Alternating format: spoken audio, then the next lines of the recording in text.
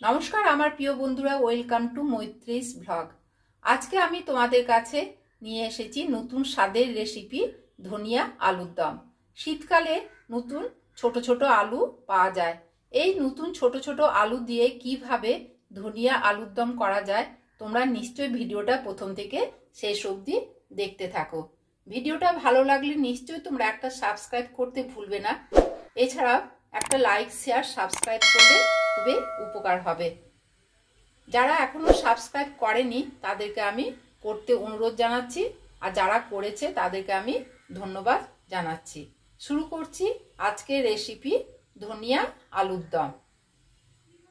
এখানে 500 গ্রাম আলু নিয়েছি। আলুগুলোকে প্রথমে সেদ্ধ করে নিয়েছি।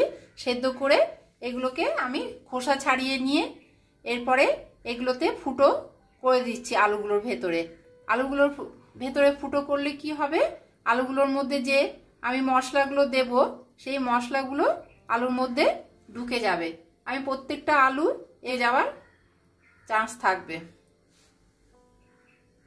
এখন আমি এই আলুগুলোর মধ্যে অল্প করে লবণ, হাফ চামচ লবণ দিয়ে দিলাম, আর হাফ চামচ হলুদের গুঁড়ো দিয়ে ভালো করে একটু মিক্স করে নিচ্ছি।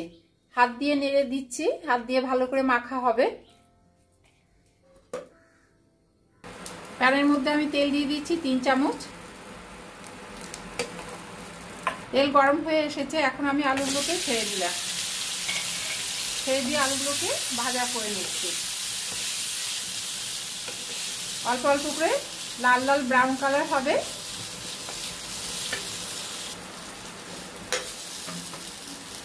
একবার নেড়ে দিচ্ছি, দেখো অনেকটা কিন্তু ব্রাউন কালার হয়ে এসেছে। নামিয়ে রাখবো। এবার এখানে প্যান বসিয়ে দিয়েছি। প্যানের মধ্যে আবার 3 চামচ তেল নিয়ে নিলাম। তেল গরম হয়ে এসেছে, এখন আমি 1 টেবিল স্পুন জিরে দিয়ে দিলাম। গোটা জিরে আর তেজপাতা দিয়ে আমি একটু মশলাটাকে ফোড়নটাকে একটু নেড়ে নিচ্ছি। ফোড়ন থেকে একটা ভালো মিষ্টি গন্ধ বেরিয়ে এলে ফোড়ন হয়ে গেছে। এরপরে এখানে আমি পেঁয়াজ পেস্ট 1 চামচ, 2 চামচ, 3 চামচ দিয়ে দিলাম। দিয়ে ভালো করে একটু পেঁয়াজটাকে একটু কষে নিচ্ছি। পেঁয়াজের কাঁচা ভাব চলে গেছে। এখন আমি এর মধ্যে 1 টেবিল স্পুন আদা পেস্ট, 1 টেবিল স্পুন রসুন পেস্ট দিয়ে আবার অল্প করে জল দিয়ে দিচ্ছি, যাতে মশলাটা না পুড়ে যায়।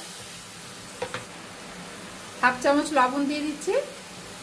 আগে কিন্তু আলুগুলো লবণ দিয়ে ভাজা আছে, সেই জন্য আমি অল্প করে লবণটা দিলাম। এর সঙ্গে হাফ চামচ হলুদের গুঁড়ো দিয়ে দিলাম। দিয়ে মশলা এখন ভালো করে আমি কষবো। এখানে কিন্তু আমি শুকনো লঙ্কা গুঁড়ো দেব না। ধনিয়া আলুর দম হচ্ছে, তাই আমি এখানে সবুজ জিনিসটা দিয়ে কাঁচা লঙ্কা দিয়ে আমি ধনের পাতাটাকে পেস্ট করব। এখানে এক আঁটি ধনে পাতা নিয়ে নিয়েছি। এই ধনে পাতাটাকে আমি পেস্ট করে নেব। এর সঙ্গে আমি 3টে কাঁচা লঙ্কা নিয়ে নিচ্ছি। এই 3টে কাঁচা লঙ্কা ধনে পাতা একসঙ্গে এটাকে ভালো করে এগুলোকে ফেলে দেব। দিয়ে পাতাগুলোকে দিয়ে আমি পেস্ট করে নিচ্ছি। মশলাটা অনেকটাই কষানো হয়ে গেছে। এখন এর সঙ্গে আমি আলুগুলোকে দিয়ে আবার কষতে থাকবো।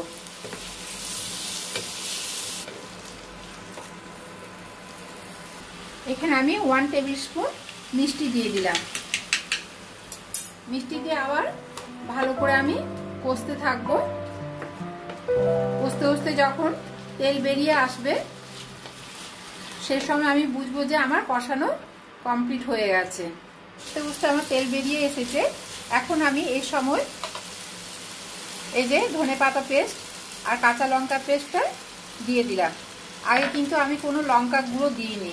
এই যে ধনেপাতার যে একটা সবুজ ভাবটা আসবে, লঙ্কা গুঁড়ো দিলে কিন্তু অনেকটা আসবে না, সেই জন্য আমি এখানে সবুজ ভাবটা আনার জন্য কাঁচা লঙ্কা দিয়েছি। দিয়ে ভালো করে আবার এটাকে দিয়ে একটু কষে নেব।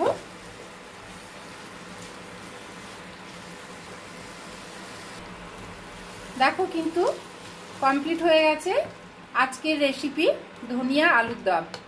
তোমরা নিশ্চয়ই ভিডিওটা প্রথম থেকে শেষ অবধি দেখেছো।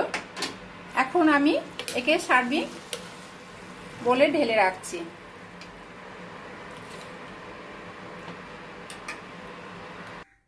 দেখো এখানে রেখেছি আমি। ভিডিওটা তোমাদের কাছে কেমন লেগেছে তোমরা নিশ্চয়ই জানাবে কমেন্টে। ভিডিওটা ভালো লাগলে নিশ্চয়ই তোমরা একটা সাবস্ক্রাইব করতে ভুলবে না।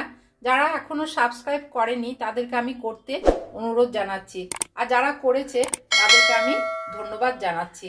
আজকে এই পর্যন্ত। পরের রেসিপি নিয়ে আবার তোমাদের কাছে ফিরে আসবো।